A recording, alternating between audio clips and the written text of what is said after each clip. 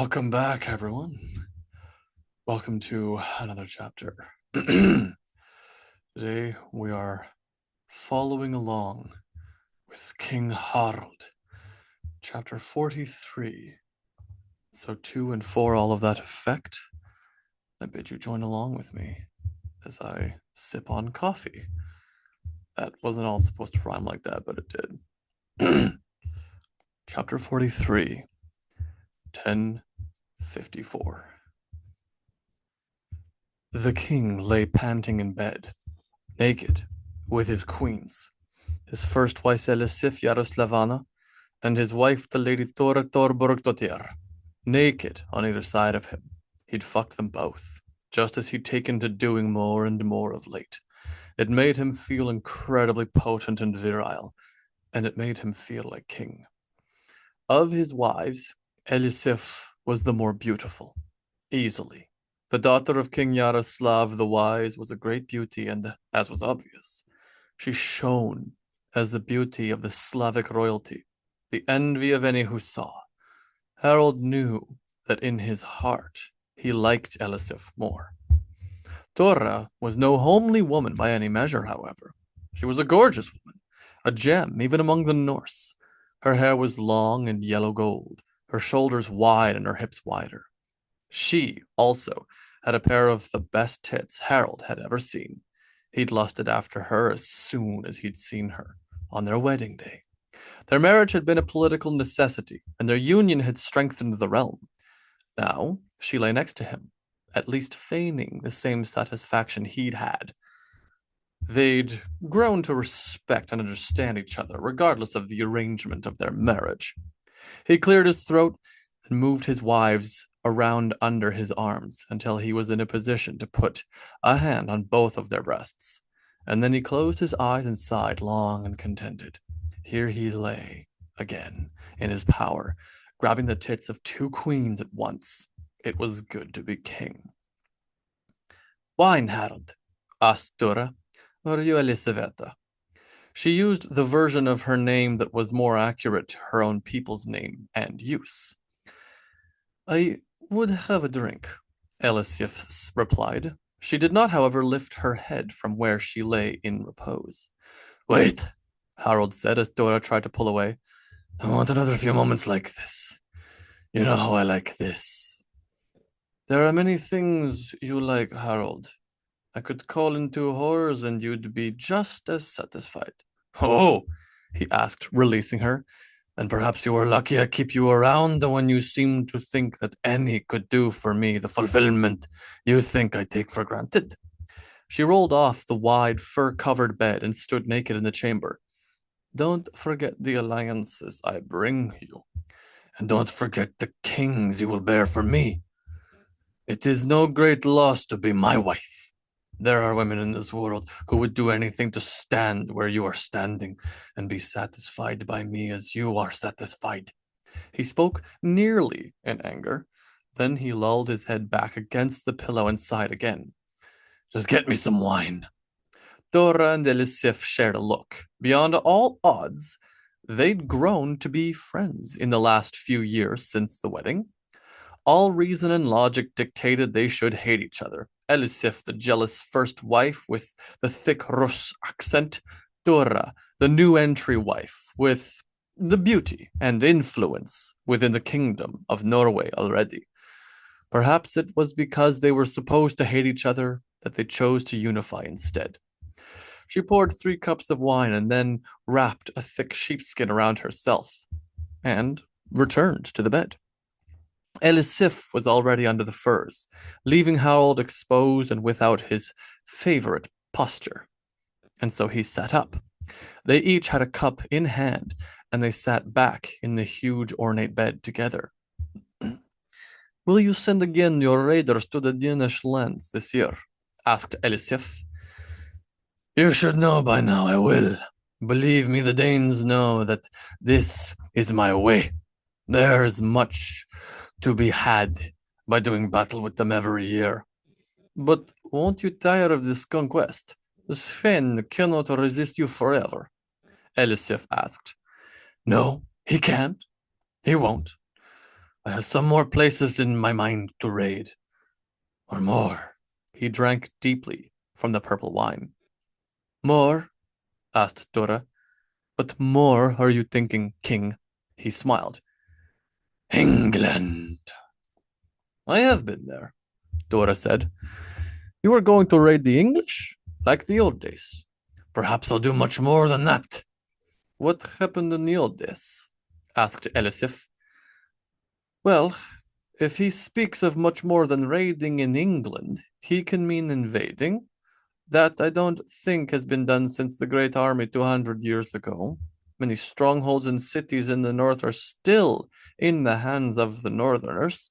Not our kingdoms, but is that what you mean? You invade such? Not even that. There is an old claim that exists there. It was struck by Magnus and the dead English king Harthacnut. That when either died, the other would inherit their land. Why would an English king make that pact? Asked Elisif. Why would a Norse king make that pact? Dora asked, horrified. The old King Magnus said he'd give his land to an English king? It was a good move from him. There was more than one thing happening there. You see, it put into their minds an idea, something that I mean to make real. A North Sea Empire. Something I have come more and more to appreciate. In all my time in Miklagard, I marveled at this thing called the Roman Empire. Its size, its power. The empire I am proposing here would not be nearly as large as that was. But if my sons could inherit all the north in this way, that would be quite a legacy to leave. What would be in this empire? Asked Dora. Well, Norway, of course. Danelander would be within two. England, the land of Scots, with the Isles of the Hebrides and the Faroe. Ireland, and perhaps then Svitio with it. What parts of Francia can we make alliance with? The Normans are my king, our kin. Lands of the Germanics too, and as long as I am being greedy, I will take a part of the Rus. Elisif shot him a disapproving look. Well, not perhaps conquest or subjugation, then vassal states, jointly ruled by me and your father. Our houses are united now. I am his son. And then the trade routes. Yes, the trade. Dora cocked her head. Trade? You'll have that already. For the Empire's existence, won't you? Harald smiled to himself, staring at the other end of the room. No, not by virtue of existence, but they are a necessity. What does that word even mean? Just talk plainly. Trade is something that is needed, but not immediate. None will come to our door and ask us for marketing their wares. They go where best the price can be had, or where there is a trade route set to allow for best selling. I have still many contacts back from where I grew my wealth in the Mediterranean. With the successful warring of your father too, dear wife, I will have more river routes available long and along the Volga and through the Rus. Spices from the Levant, pottery from Jerusalem, skins and furs from our kingdoms here, and good ore. A man could become more influential than emperor if he were to broker and arrange these trades between countries. Not even just countries, but cities, ports. A man with ships enough who had contact in many places upon the sea could make an empire that needed no country, no armies. There'd be no need for coddling whiny lords or respecting some shit ally because he has grain and you need it for another idiot who has horses. He spent a moment silent, lost in thought. He did this often, and his wives knew not to worry. But Harald, you love attending your kingdom, Dora said. The drudgery and the politics, I have never met someone in power who actually likes it, but you seem to love it. He smiled then. For so long, I spent solving everything with the edge of my axe and the weight of my army. And I wielded that weight well. Now I have the power to move men by my word. This is true power. Elisif shook her head and took a drink.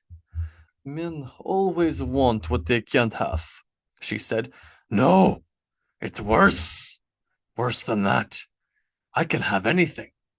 Most men in power can.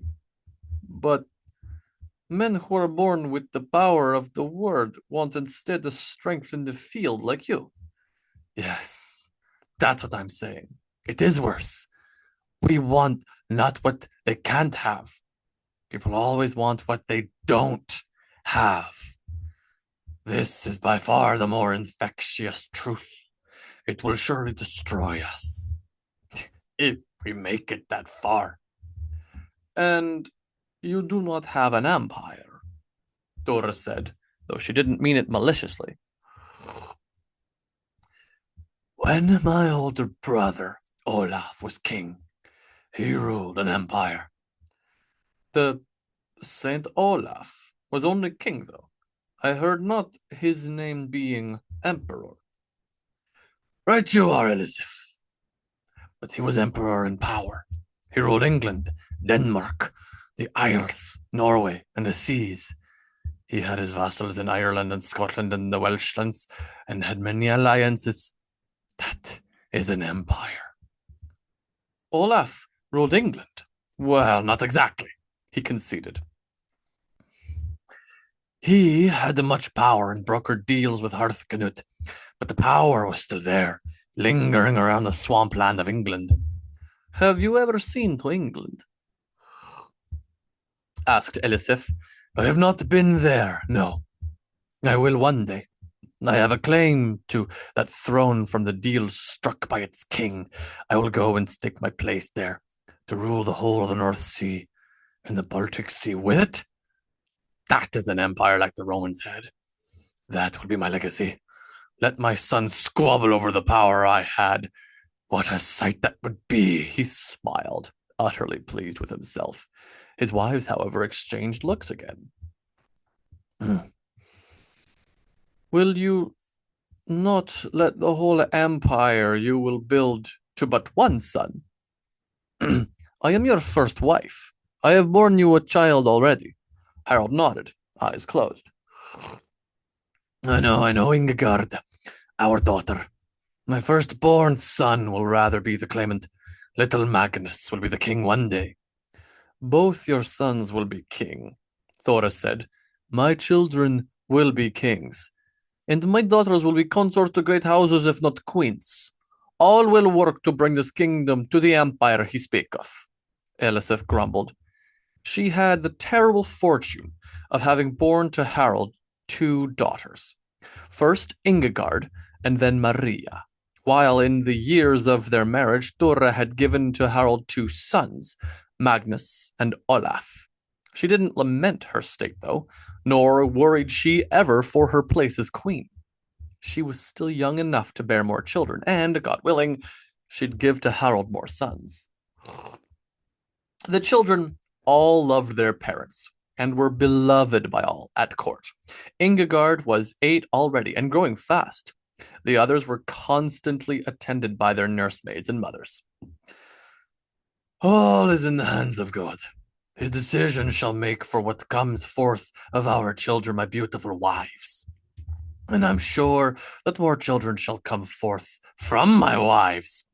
I think it best that we not tempt the Lord our God and keep trying to get the issue he has set for us.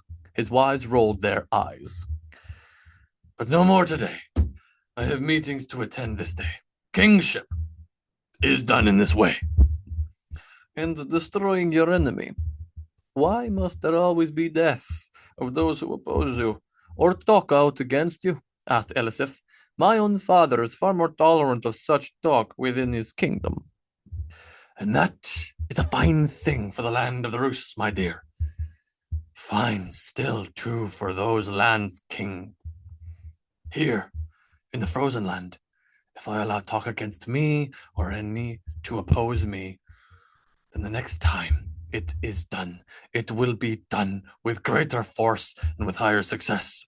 I cannot, will not, falter before my enemy. I cannot. He stood and started to dress himself, readying for his day.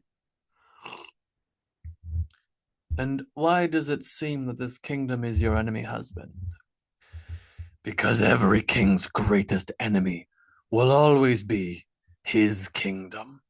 That enemy that he must subdue all the time. Once fully dressed and well ready for his day's tasks, he went out to the hall beyond his sleeping chamber and was quickly overcome with adoration from all who mingled in the hall. There were dignitaries and lords, peasants and church members, who all had some important thing they would ask of him. In these cases, where petitioners stood waiting, he saw the whole of his kingdom. There were representatives from every class all speaking together. There were schemers and sycophants and allies and hidden enemies. It was his kingdom in one room, and it was noisy. Friends, friends, he said, putting up his hands, I have many things to speak to for each of you, and for you each I have my attendants who have been all endowed with responsibility to answer with you all your requests. There is much I have to do now. I shall go to my meeting and know that you each shall be met with and your concerns heard. There is good food, clean water, and strong drink for you that need it while you are here. Now, please, I ask you, let me in peace to my business. He addressed the room with his usual loud voice that always somehow carried a cadence of threat in it. Harald walked to the library of his castle home in Nidaros. This room was filled with podiums for writing and drawing upon, tables covered in scrolls and books. There were square-holed lattices filled with scrolls from many different writings all around the kingdom and abroad. The library room always smelled too dry to Harald. He preferred the living, wet scents of the mead halls or the battlefields. This was not his world. He knew that, but it was integral for his kingdom's well-being and his legacy. He knew that as well. This was seat. This was a seat from which his history would be written, and for that purpose he made certain it was well funded and well stocked with scribes who could make proper use of it. Þjóðólfur, his biographer and head scribe, sat at a table and wrote down with quill and ink the stories of Harald Sigurdsson. His hand had been all across Harald's story. He himself had been by the king's side for many of the stories he penned, and for that he was the best source, though Harald would always have the final say as to what was written and what went down into the history. Have they come yet? Harald asked without preamble. Þjóðólfur looked up from the table with a start from his concentration and stood. My lord king, yes, the accounts were written out and sent here. I will read them to you. Excellent, delay not. He turned to Einar, who'd seen him go to this room past the gathering guests and followed him. Good man, go fetch us some drink, to wet my friend's throat as he tells me the tales. Here, lord, these passages were written out by fellow skalds who themselves heard the story from the places they seemed to have happened. He unrolled a parchment with thickly inked writing upon it. There was a wicked, evil-minded count in Denmark, Þjóðólfur began from the scroll. Of course it was Denmark. Make certain that goes down into the account that's written of this. I shall, my lord. He cleared his throat to continue. A wicked Danish count who had a Norse serving girl whose family belonged to the Trondheim district. She worshipped King Olaf the Saint and believed firmly in his sanctity. Harald nodded along as he spake. But the count doubted all that was told of the holy king's Olaf's miracles. Harald scoffed loudly. And so this count insisted that it was nothing but nonsense and idle talk, and made a joke and scorn of the esteem and honor which all the country people showed the good king. I had a revelation from the king myself years after his own death, when I was being taken to prison in Miklagard, Harald said in a passion. Oh, Einar, good. Yes, here. Good meal beer for you, Theodolfur. He took a great drink himself and shook his head. Continue the reading. Theodolfur took the beer mug offered and took a sip, though he was clearly uncomfortable with the king's flippant manner over the papers with the drink. He neither feared nor dreaded anything more than spilling. Now, again, he cleared his throat after his drink. Now, when the St. Olaf's holiday came, on which the great monarch was slain, and which all Northmen must allow to be kept sacred, this unreasonable count would not observe it. Danish monarch! Make certain you write specifically that it is a Danish... You said a count earlier, did you not? Yes, my king. Write that then. The Danish count ordered his servant girl to bake and put fire in the oven that day. She knew well the count's mad passion, and that he would revenge himself severely on her if she refused doing as he ordered. The day of the king should be revered as a Sabbath, without the work done, but the count cared not. She went, therefore, of necessity, and baked in the oven, but wept much at her work. And she threatened King Olaf that she never would believe in him if he did not avenge this misdeed by some mischance or other. Bold of her to say such things. I'm sure my brother had his accounting for that deed next. Harald drank more, excited by every word heard. That did come to pass. The passage here reads of true vengeance and a true miracle. It happened, namely, in the same hour that the count became blind of both eyes, and what is more, that the bread which she had placed into the oven was turned into stone. Bread that turned to stone? And the count blinded by Olaf's own might and holiness? Harald could not contain his smile. His day's satisfaction was ever increasing. We must send away that these stones be brought here, and to other places the piety and good Christian virtue will grow in great amount. Surely this will bring the light and truth of Christ to all throughout the north. Perhaps I shall too be made a saint like my own brother if I make Christianity the truth of all the North Sea Empire.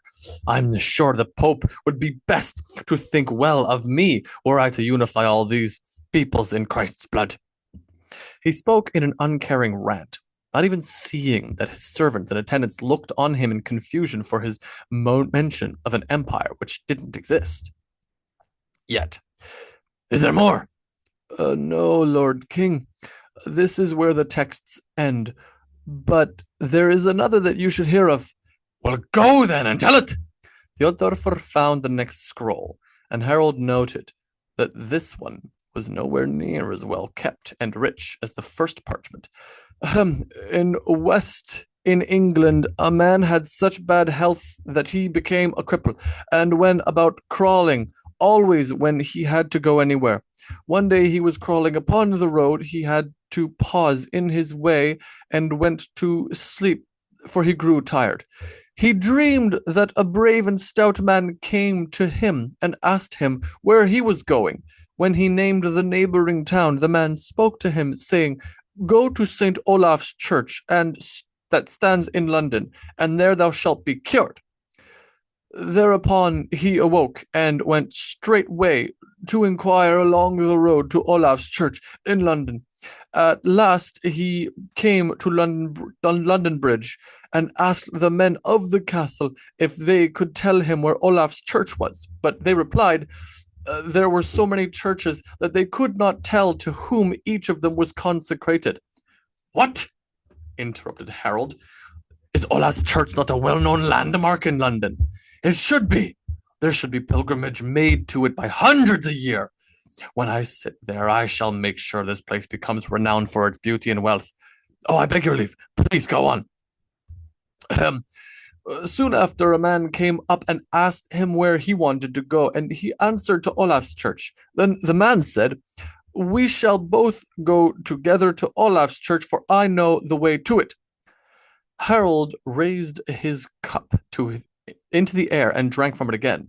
Some small amount of the foam from the top spilled over the edge and very nearly dripped over the table, but it managed not to at the last instant.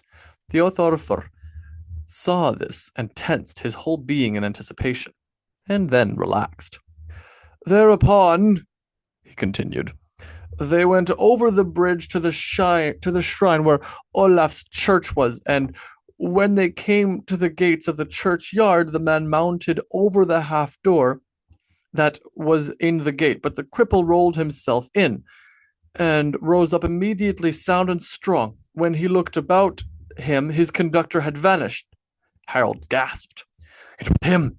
My brother accompanied this crippled man to the church, that he might be able to heal his limbs their affliction. This is surely a great story to tell. Have these changed over onto better paper and keep them. I would have them in my history, for they are well within the story of Harald. All shall know of the deeds and miracles of Olaf the Saint. Harald swelled with pride. His mood and enthusiasm informed to highest degree by a morning of good wine and fucking his queens. Now to have the news that stories of his brother were circulating everywhere only served to improve every notion of power he felt. There was something he had to do today that he didn't feel the same excitement for, and he'd go attend that when it came time. Though for now, after meeting with Thjodolfr and having his own say and input about Olaf's story, though, he radiated mirth. When the evening came, he was informed that a rider had come to call on him, claiming to have some business with the king. Harald's day had been spent in discussion with many of the most powerful lords and nobles in the kingdom. All the items that could not be dealt with by his underlings or with the nobles too important to leave to mere attendants. He sat at the table now, observing the quiet dark of his hall once more. The Thing Hall, the seat of power in this kingdom, where most of his rulings was done from. The other most important place in all of Norway, the other place, of course, was the battlefield. In all his time as king, he'd taken great comfort in being allowed these quiet evenings alone in the dark with his own thoughts. He meditated on his own plots, those of the lords of the realm, those at court. He thought of laws and raids and wars and trade. He thought of the business of a king, the weight of it enough to crush any lesser man. A loud knock came at the door, shaking away the strange dread of expectation and duty that must surely be the natural state of all kings. He had an old friend he needed to meet with, who was hopefully not too great a traitor. The doors were opened as they were instructed to do, and in walked his guest. He was alone, without escort of the guards, and was unarmed, as per his instruction. He walked across the lengths of the hall and made straight for his old friend. Harald, he said with sincere and obvious affection in his voice. Stephanos, Harald said, standing. Come, sit and drink with me. They embraced one another and both took a seat on the seats opposite the throne. Tonight, again, he didn't need to be king. It's been so long. I need to know of all the adventures you've been on. Stephanos smiled. It is long time, Harald. You are king now. I think this is good. Well, you deserve to be. Harald nodded with a smile and patted Stephanos on the back. Always was it your dream? You remember that time we were out on the water in the Sound? That horrible event where we invited by Michael the Emperor.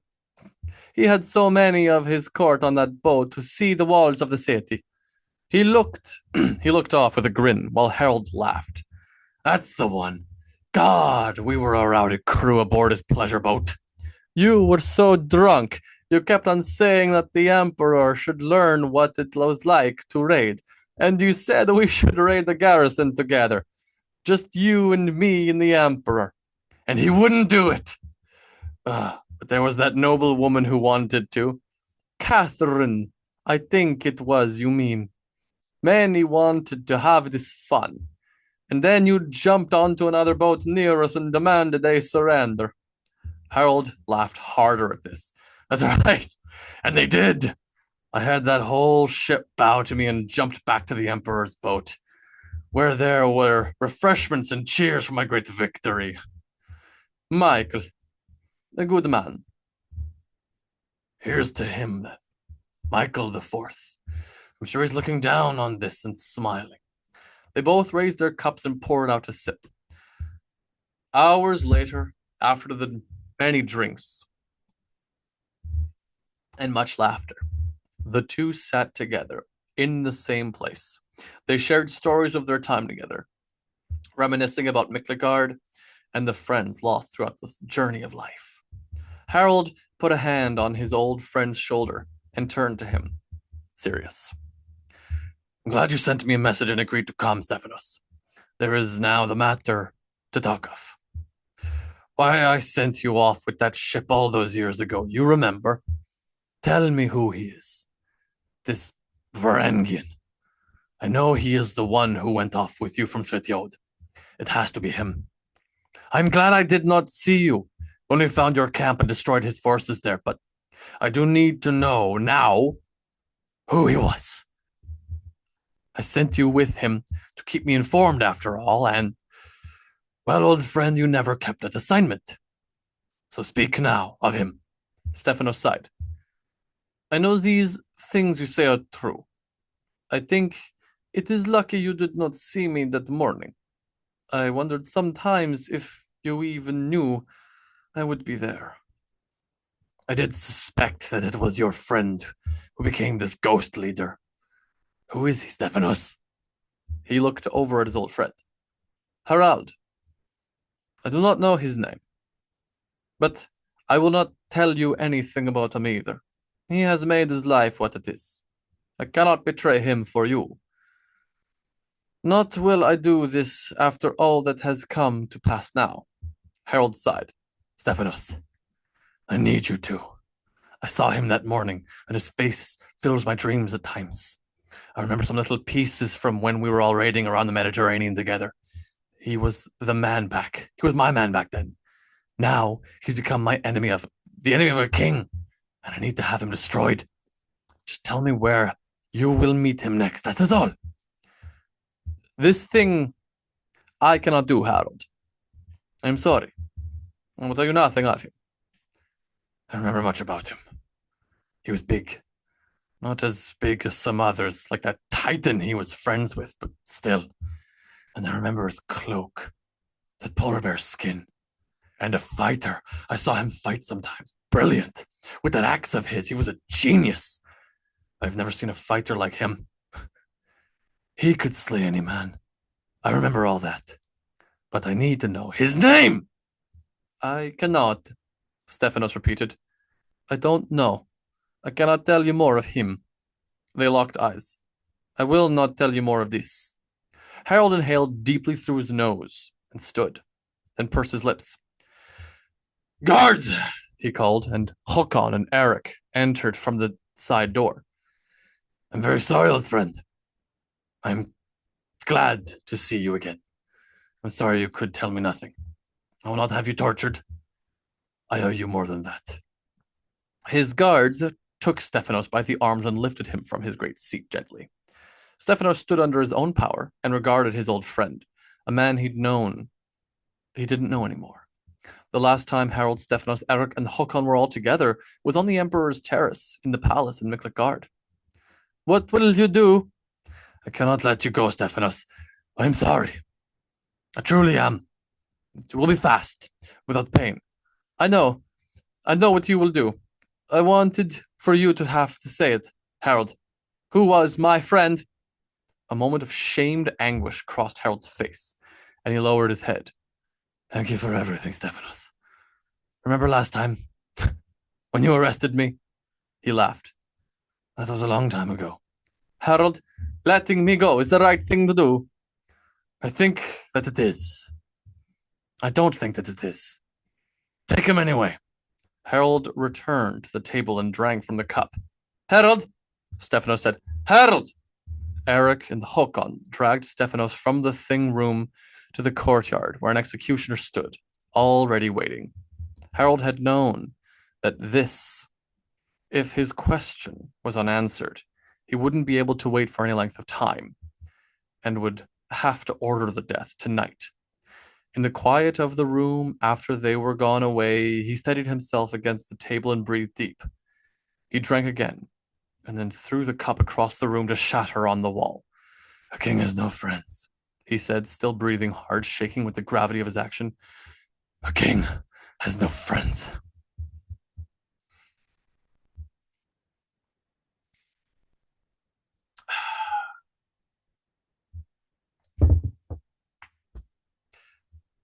I beg apologies for my voice. It's a bit scratchy right now. As I mentioned in last episode, I went to a Beltane festival up in the mountains. It was wonderful. I had a great time. I yelled a lot. And now my voice is somewhat weathered. So thank you all for paying me the courtesy of being patient with me. And until next time, everyone, I bid you all adieu. And remember that a king has no friends.